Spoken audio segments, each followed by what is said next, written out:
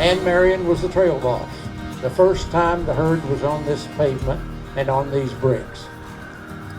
She was a major presence in making this community celebrate its Western heritage and all the things that we love about the West.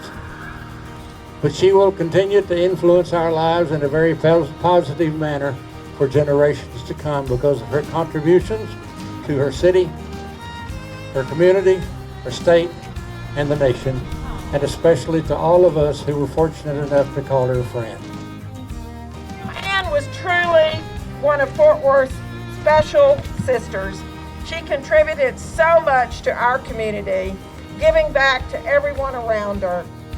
Visit Fort Worth for the last 10 years has had the great opportunity and distinction of working closely with the Fort Worth herd and the experience that is offered to 1 million visitors a year that line the sidewalks of Exchange Street to watch this cattle drive.